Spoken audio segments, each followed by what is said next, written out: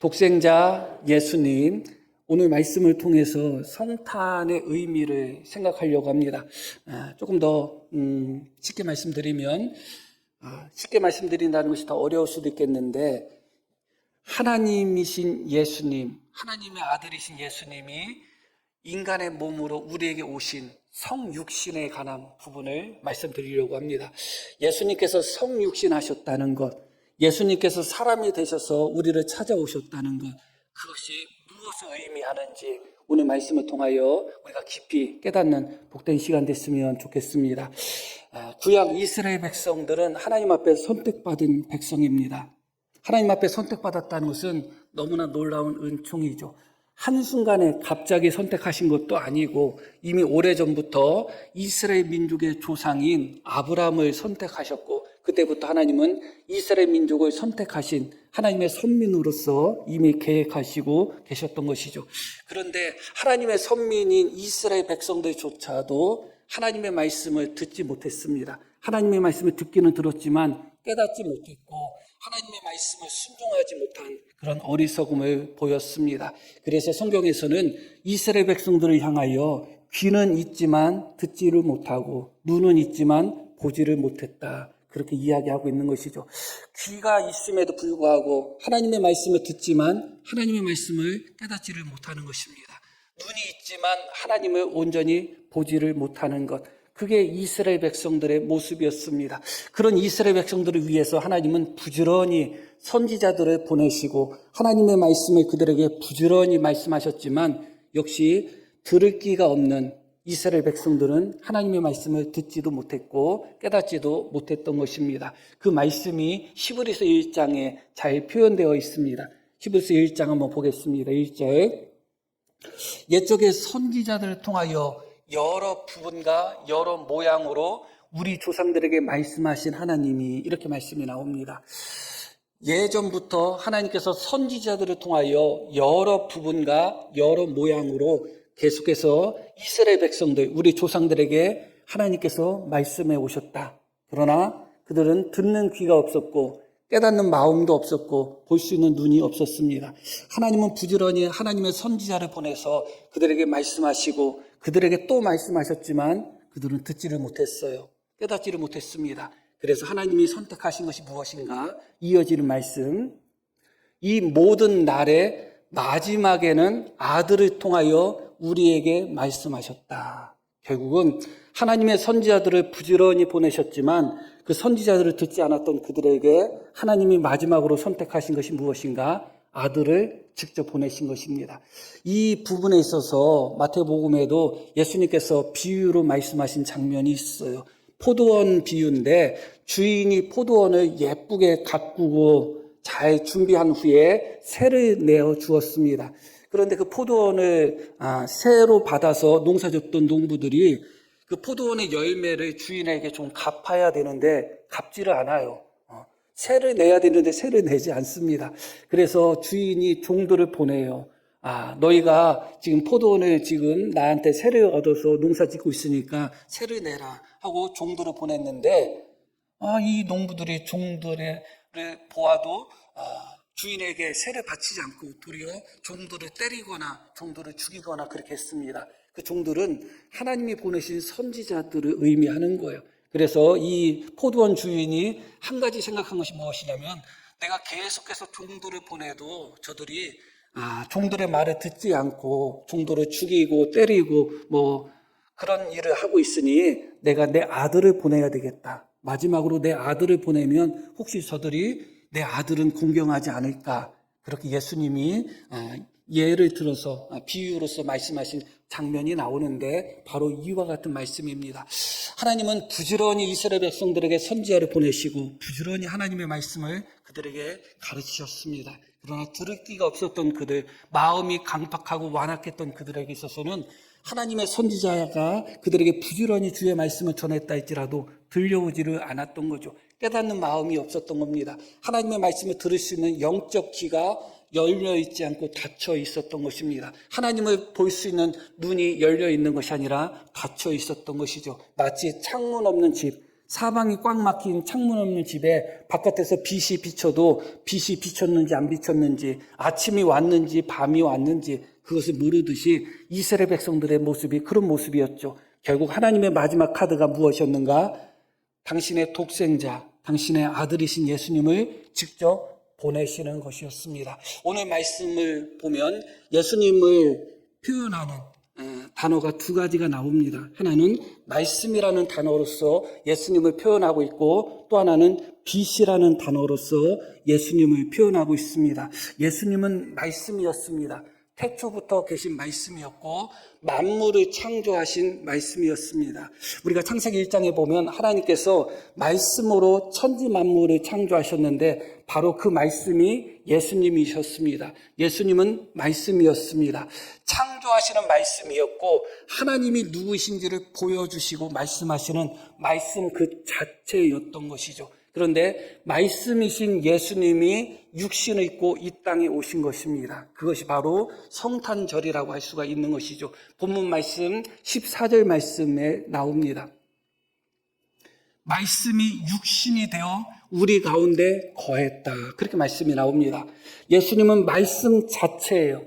말씀드렸듯이 예수님의 말씀에는 창조의 능력이 있습니다. 예수님의 말씀에는 생명이 있어요. 말씀 자체이기 때문에 예수님의 말씀을 통하여 하나님이 누구인 줄을 우리는 분명하게 배우는 겁니다. 주님은 말씀으로써 하나님이 어떠한 분이신지, 우리가 어떠한 존재인지 그것을 말씀하시는 분이신데, 옛적의 선지자를 통하여 말씀이신 예수님이 그들에게 계시를 주시고 말씀을 주셨지만 전혀 선지자들이 통하지 않았기 때문에 말씀이신 예수님이 직접 육신이 되었다. 말씀이신 예수님이 직접 이 땅에 오셨다는 겁니다. 그런데 놀랍게도 예수님이 하셨던 말씀 중에 가장 많은 것 중에 하나는 무엇이냐면 들을 귀 있는 자는 들을지어다. 그 말씀을 참 많이 하셨어요. 그리고 너희가 아직까지 깨달음이 없느냐, 또 그 말씀도 많이 하셨습니다. 참 가슴 아픈 말씀이에요. 생각해보면 말씀이신 예수님이 육신이 되어서 말씀 자체 되시는 예수님이 직접 말씀하셨음에도 불구하고 이스라엘 백성들이 그 예수님의 말씀을 듣지를 않았어요. 이전에는 선지자를 보내셨기 때문에 혹시 그들이 듣지 못하고 불순종했구나 그렇게 양보하여서 생각할 수 있다 하지만 이제는 말씀이신 예수님이 오신 거잖아요. 예수님 자체가 말씀이잖아요. 그 예수님이 사람의 몸으로 오셔서 말씀이신 예수님이 직접 말씀하셨음에도 불구하고 빛이 있으라 했을 때 빛이 있었고 무엇이 있으라 했을 때 무엇이 있는 그렇게 창조의 능력을 갖고 있는 말씀이신 예수님이 직접 하나님의 말씀을 전하고 선포했음에도 불구하고 역시 이스라엘 백성들은 들을 귀가 없었습니다. 보는 눈이 없었습니다. 보아도 보지를 못했습니다. 들어도 듣지를 못했습니다. 그래서 예수님께서 마태복음 13장에 이사야의 말씀을 인용해서 그들에게 이렇게 말씀하죠. 이사야의 예언이 그들에게 이루어졌다. 어떤 예언인가? 이르시되 너희가 듣기는 들어도 깨닫지 못할 것이요 보기는 보아도 알지 못할 것이다. 선지자의 말을 듣기는 들었지만 깨닫지 못하는 수준이 아니라 말씀이신 예수님이 직접 오셔서 말씀이신 예수님이 직접 말씀하셨음에도 불구하고 듣기는 들어도 깨닫지 못하고 보기는 보아도 보지 못하는 이 말씀이 이스라엘 백성들에게 그대로 이루어졌습니다. 예수님께서 비유로 말씀하신 것에 대해서 제가 결론을 아까 말씀드리진 않았는데 예수님이 마지막 결론으로 어떻게 말씀하셨는가? 그 포도원 주인이 아들을 보내면서 내 아들은 공경할 거야. 아들을 보내는데 설마 저들이 종처럼 대하지는 않겠지 하고 아들을 보냈는데 이 포도원 새를 얻고 있는 농부들의 생각은 달랐어요. 오히려 정반대였어요. 아, 아들이니까 상속받을 사람이구나. 상속자를 죽여버리면 주인이 자기 포도원을 상속할 자식이 없으니까 이 포도원은 우리 거가 되겠다 하고서 예수님을, 그 아들을, 상속자를 죽이는 장면으로 예수님의 비유가 마무리가 됩니다. 옛적에 수많은 선지자들을 보내시고 이런 모양으로 저런 모양으로 하나님의 말씀을 선포했지만 듣지 못하고 깨닫지 못하는 이스라엘 백성들을 위하여 또 우리를 위해서 하나님은 친히 아들이신 말씀 되시는 예수님을 직접 보내신 것이죠. 그런데 말씀이신 예수님께서 육신을 입고 이 땅에 오셔서 직접 말씀하셨음에도 불구하고 전혀 달라진 것이 없었다는 것이 너무나 놀라운 거예요. 예수님의 입술에서 나오는 말씀을 직접 들으면서도 도리어 예수님을 향하여 돌을 던지려고 하고 예수님을 십자가에 못 박고 예수님을 대적하는 것, 그게 인간의 모습이었던 것이죠. 어떻게 보면 이 땅에 육신으로 오신 예수님의 사역이 마치 실패한 것처럼 그렇게 보입니다. 본문 말씀에는 예수님을 말씀으로도 표현하고 있지만 또 빛으로도 표현하고 있습니다. 예수님은 태초에 말씀으로 천지를 창조하셨습니다. 빛이 있으라고 하셨던 그 말씀도 예수님이십니다. 다시 말씀드리면 빛도 예수님이 창조하신 것이다. 예수님은 빛을 창조하신 분이셔요. 그런데 그 예수님은 빛을 창조하셨을 뿐만 아니라 예수님 자체가 빛이었다. 그렇게 말씀합니다. 본문 9절 말씀 보겠습니다. 참 빛, 만들어진 빛이 아니라 참 빛, 진정한 빛, 참 빛, 곧 세상에 와서 각 사람에게 비추는 빛이 있었다. 이게 바로 성육신, 성탄의 의미입니다. 말씀이신 예수님이 사람이 되신 것, 참 빛인 예수님이 사람이 되어서 비춰주신 것, 그것이 바로 성탄, 성육신의 의미가 되는 것입니다. 만들어진 빛도 아닙니다. 자연의 빛도 아니에요. 예수님은 그 빛을 창조하신 빛 자체이십니다. 빛 자체이신 예수님이 사람이 되어서 어떻게 하셨다고요? 세상에 오셨다. 그리고 어떻게 하셨다고요? 각 사람에게 빛을 비추셨다. 그렇게 말씀합니다. 각 사람이라는 것은 모든 사람의 의미예요. 차별 없이 참 빛인 예수님이 사람이 되어서 한 사람 한 사람에게 그 빛을 비춰주셨다는 겁니다. 우리가 바깥에 나가서 해가 뜨거울 때 햇빛만 봐도 제대로 햇빛을 보지 못할 정도로 눈이 부시잖아요. 하물며 참 빛, 그 빛을 만드신 예수님이 직접 사람이 되어서 우리를 비추셨다면 그 빛이 얼마나 밝게 빛났겠어요. 그런데 앞이 보이지 않는 사람에게는 촛불이냐, 등잔불이냐, 전등불이냐, 햇빛이냐 차이가 없습니다. 앞이 보이지 않는 자에게는 그렇습니다. 영적인 눈이 가려져 있는 죄로 말미암아 이미 그 마음이, 그 생각이, 그 눈이 이미 어두워져 있는 이스라엘 백성들에게 있어서는 참빛인 예수님이 세상에 와서 각 사람 한 사람 한 사람을 다 비춘다 할지라도 그들은 그것을 깨닫지 못했던 것입니다. 이어진 말씀 보겠습니다. 그가 세상에 계셨으며 세상은 그로 말미암아 지은 바 되었으되 그가 세상에 계셨고 세상은 그로 말미암아 지은 바 되었지만 놀랍게도 세상이 그를 알지 못하였다. 말씀이 육신이 되어서 말씀이신 예수님이 직접 말씀하셨지만 세상은 그를 몰랐다. 참 빛 되시는 예수님이 육신이 되어서 직접 우리와 함께 하시면서 빛을 비췄지만 그러나 세상은 그를 알지 못했다는 겁니다. 예수님을 알지를 못한 겁니다. 주님을 보면서 찬란한 빛을 발견하지를 못한 것입니다. 주님의 말씀을 들으면서 그 말씀을 깨닫지도 못했던 것입니다. 세상이 그를 알지 못했던 것입니다. 그러나 세상이 그를 알지 못한 정도가 아니라 이어지는 말씀을 보겠습니다.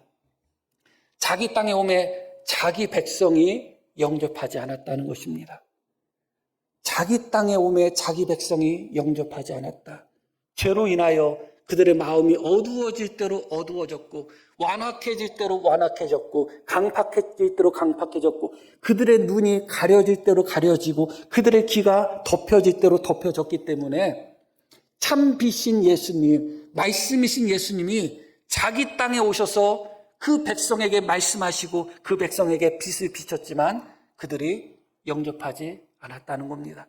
여기까지 말씀을 보면 예수님의 성육신, 성탄 자체가 어떻게 보면 실패한 것처럼 보이기도 합니다. 그런데 놀라운 말씀이 이어집니다. 영접하는 자, 곧 그 이름을 믿는 자들에게는 하나님의 자녀가 되는 권세를 주셨다. 영접하는 자에게는 하나님의 자녀, 하나님을 아버지라고 부를 수 있는 권세를 주셨다는 겁니다. 예수님을. 그런데 말씀드렸죠.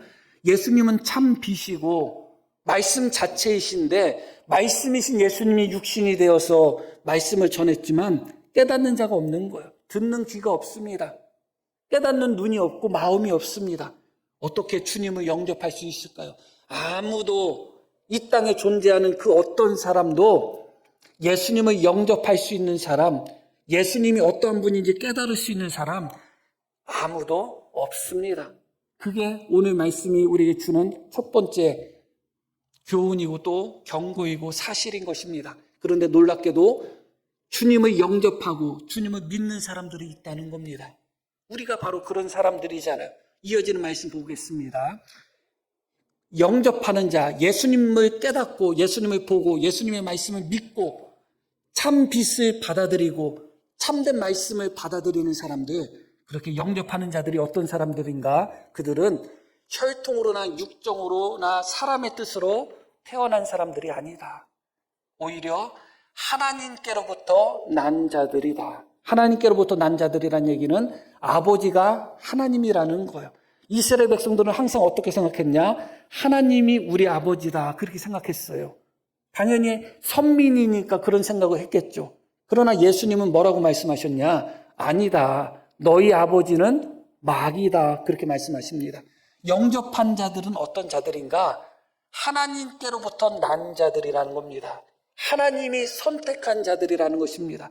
하나님이 그 눈을 열어주신 자, 하나님이 그 길을 열어주신 자, 하나님이 그 마음을 밝혀주신 자, 바로 그가 영접하는 자라는 것이죠. 다시 말씀드리면 결코 우리 예수님을 믿는다는 것은 우리의 의지나 우리의 노력으로 되는 것이 아니다. 그겁니다. 우리는 주님을 보기에는 눈이 있지만 주님을 볼 수 있는 눈이 없습니다.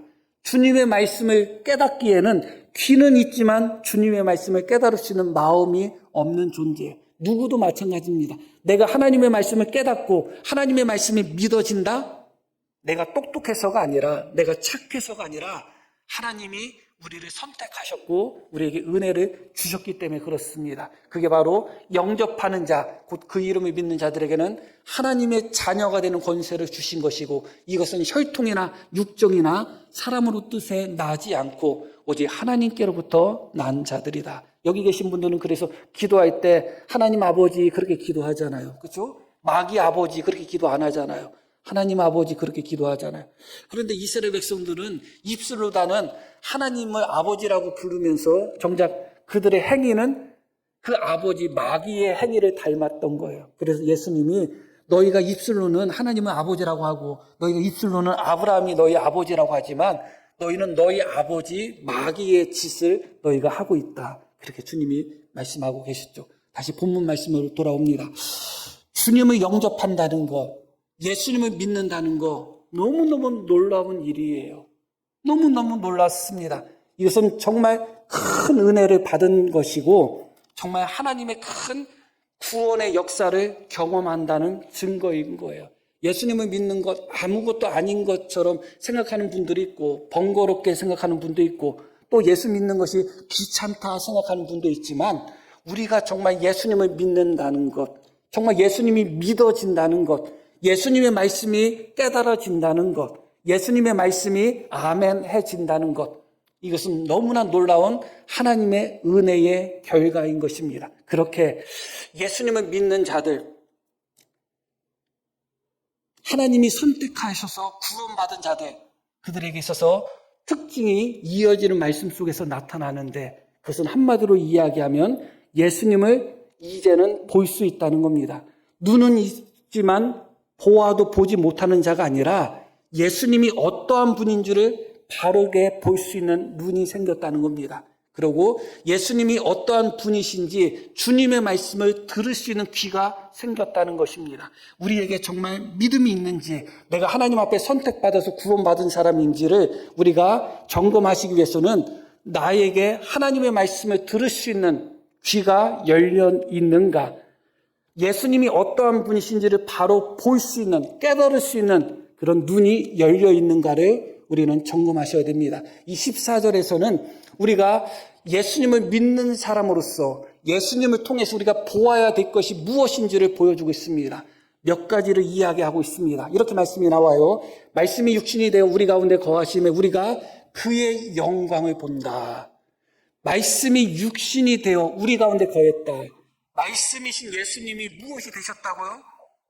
사람이 되셨다. 육신이 되었다. 그러나 구원받은 자, 하나님의 뜻으로 나서 예수님을 믿는 자에게 있어서는 육신이 되신 예수님을 통해서 하나님의 영광을 보는 눈이 열리는 거예요. 예수님은 이 땅에 초라하게 오셨잖아요. 가난한 집에 태어나셨고, 태어나실 때부터 우리에서 태어나셨고, 또 그 집이 가난해서 아버지가 목수 노릇을 했는데 목수 일을 하는 그런 정말 육신으로 볼 때는 정말 낮은 계급의 사람으로 태어나셨습니다.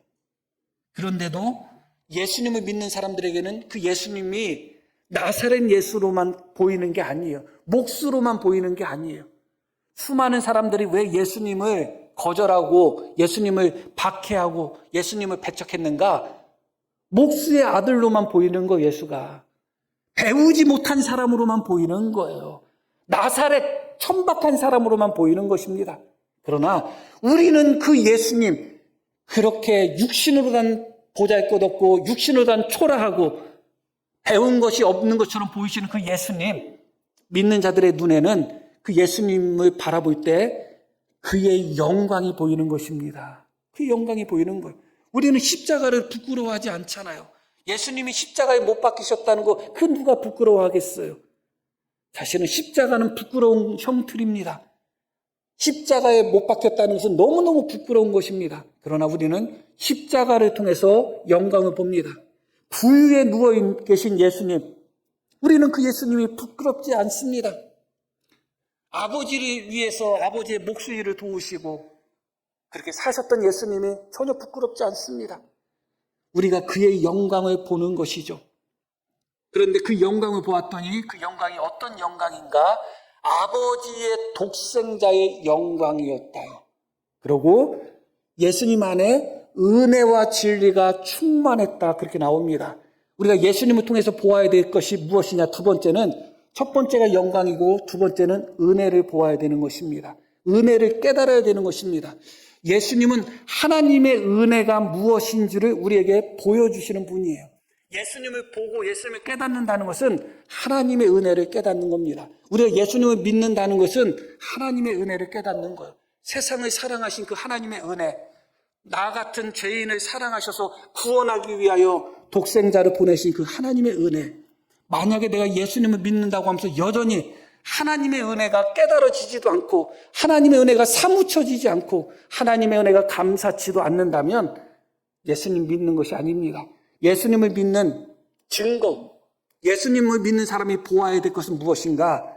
하나님의 은혜입니다. 예수님을 통해서 하나님이 우리를 얼만큼 사랑하셨는지, 예수님을 통해서 하나님이 우리에게 얼마나 크신 은혜를 베풀고 계시는지 그것을 깨닫고 보아야 되는 것이죠. 또 하나는 진리라고 이야기합니다. 진리는 여러 가지로 우리가 설명해야 되는 부분들이 많습니다. 그러나 궁극적으로 예수님을 통해서 우리가 발견하고 예수님을 통해서 깨달아야 되는 진리는, 궁극적인 진리는 하나입니다.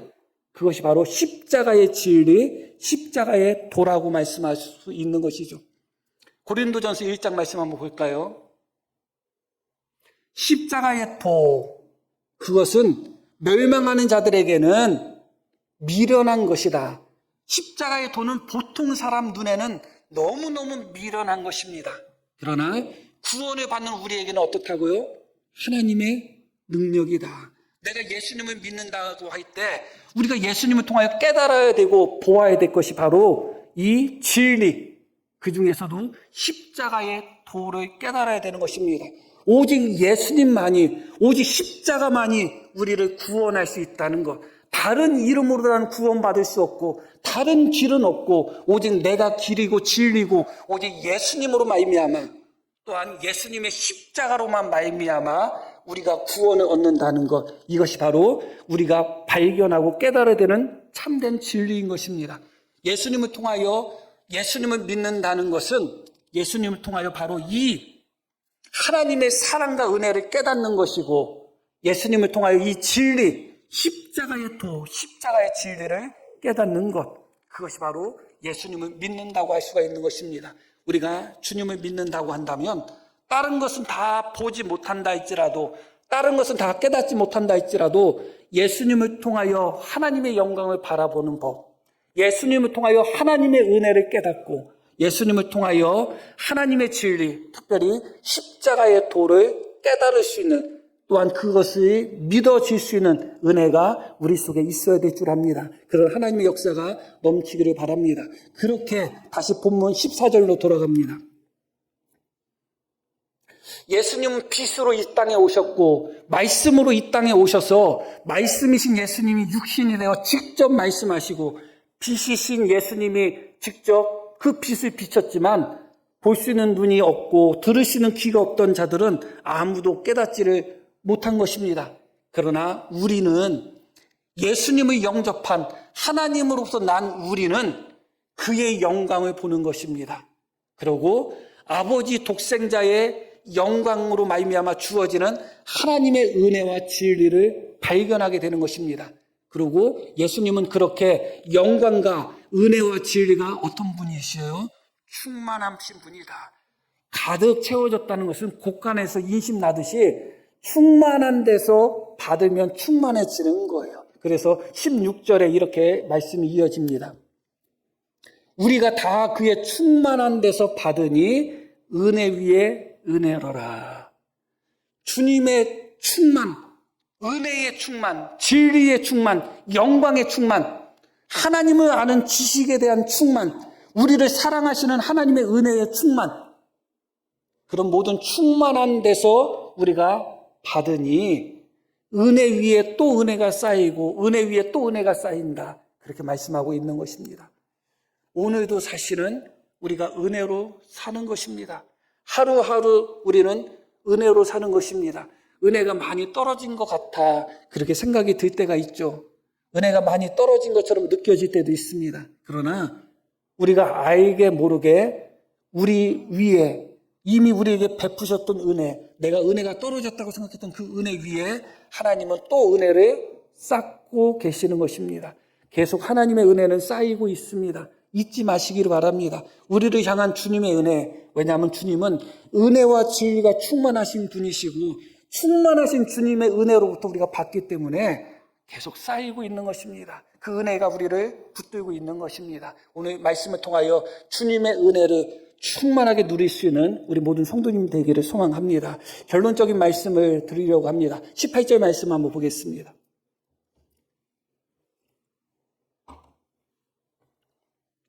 본래 하나님의 본 사람이 없으되, 이어지는 말씀 같이 읽을게요. 아버지 품속에 있는 독생하신 하나님이 나타내셨느니라. 예수님을 어떻게 표현하시는가? 독생하신 하나님, 독생자시다. 그렇게 표현합니다. 하나님의 독생자이신 예수님, 그 예수님이 어디에 계셨다고 표현해요? 아버지 품속에 있으셨다. 성탄은 무엇이냐? 아버지 하나님 품속에 있었던 하나님의 독생자 예수님이 우리에게 오신 날이 성탄이에요. 요한복음 누가 기록했죠? 요한이 기록했습니다. 12사도 중에 요한이 막내가 아닌가 그렇게 생각해요. 그래서 요한복음에 보면 요한이 자기 자신을 표현할 때 자기 이름을 직접 밝히지 않고 다른 방식으로 자기를 표현한 장면이 있어요. 어떤 방식으로 표현했죠? 자, 안 겸손하셔도 돼요. 주께서 사랑하시는 자. 그렇게 많이 표현했어요. 요한은 자기 자신을 표현할 때 주께서 사랑하시던 자. 내리 사랑이 있다고 그렇게 이야기하는데 12제자 중에 요한이 막내여서 예수님이 더 이뻐하시고 더 귀여워했는지 모르겠어요. 여하튼 요한은 항상 주님께서 사랑하시던 자, 그렇게 표현합니다. 예수님이 사랑 안 하시던 제자가 어디 있겠어요? 그런데 특별하게 요한을 더 사랑하셨다는 거예요. 그런데 놀랍게도 요한이 벌써 말씀이 떠 있는데 이렇게 말씀이 나와요. 예수의 제자 중 하나, 곧 그가 사랑하시는 자, 누구예요? 요한이죠.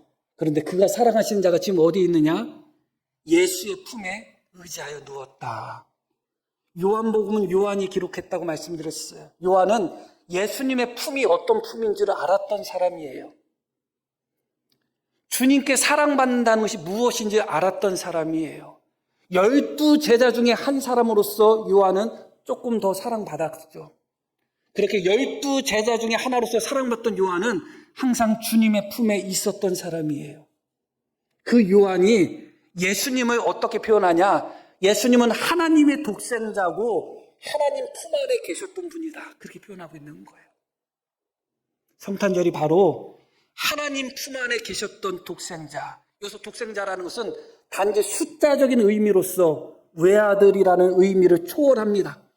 가장 사랑하는 존재라는 의미가 포함되어 있어요.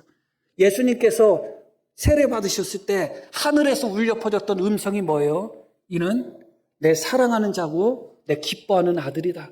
내 품에 있었던, 내가 가장 사랑하는 내 품에 있었던 내 아들이고 내가 가장 기뻐하는 독생자다. 바로 그 하나님의 품에 있었던 하나님의 독생자이신 예수님이 이 땅에 오신 것이 바로 성탄입니다. 그러나 자기 백성이 그때는 영접하지 않았어요. 자기 백성이 그 예수님을 배척했습니다. 우리가 이 말씀을 통하여 성탄절 때 우리가 예수님을 보고 예수님이 어떠한 분인지 깨달아야 되는 성탄과 관련돼서 한 가지는 바로 예수님은 하나님 품 안에 계셨던 독생자라는 것을 깨달으셔야 돼요. 그분이 우리에게 오신 거예요. 하나님 품 안에 계셨던 예수님이 모성애가 있고 부성애가 있고 그렇죠. 그런데 인간은 하나님의 형상으로 창조된 사람이에요. 인간의 모성애, 인간의 부성애, 인간의 사랑은 하나님께 조금 물려받은 정도예요. 진짜 모성애, 진짜 부성애, 진짜 사랑은 하나님께 있어요. 우리 품 안에 있는 자식을 내준다고 할 때 생각만 해도 아리고 또 아리고 또 아리죠. 그래서 하나님께서 아브라함에게 너의 독자를 번제로 바치라고 말씀하셨잖아요. 독자. 아브라함 품에 있던 독자를 번제로 바치라고 하시고 하나님이 아브라함이 실제로 어떻게 하려고 했죠?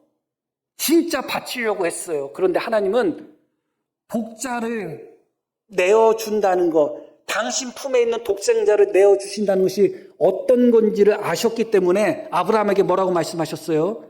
아브라함이 자기 아들 이삭을 번제로 바치려고 할 때 아브라함아 아무 일도 하지 말라. 걔한테 아무 짓도 하지 말라. 손 대지 마. 걔 죽이지 마.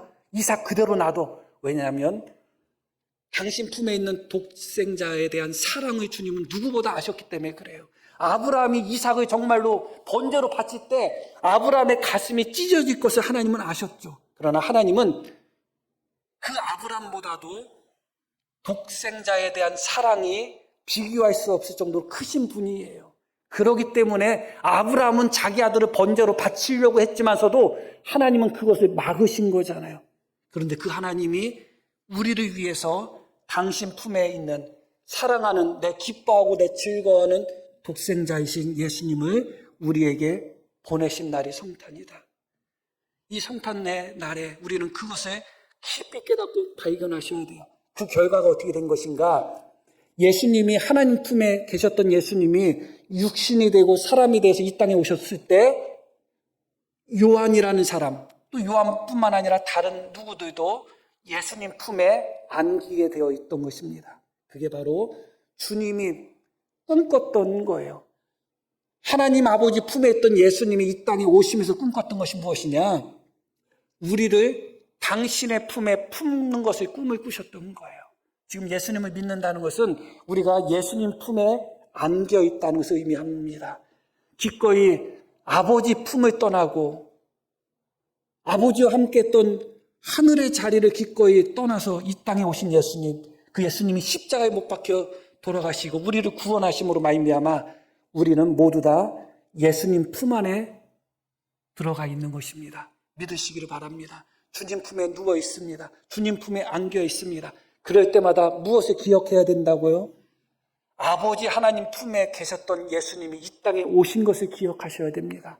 우리가 받은 은혜를 더욱 기이 여기며 성탄을 맞이해서 우리 예수님을 더욱 기이 여기고 더 사랑하고 하나님의 독생자이신 예수님을 더 깊이 흠모하고 우리 마음속에 더 깊은 곳에 예수님을 품고 살아갈 수 있는 우리 모두가 되기를 소망합니다. 자, 우리 들으신 말씀 기억하며 우리 함께 기도하겠습니다.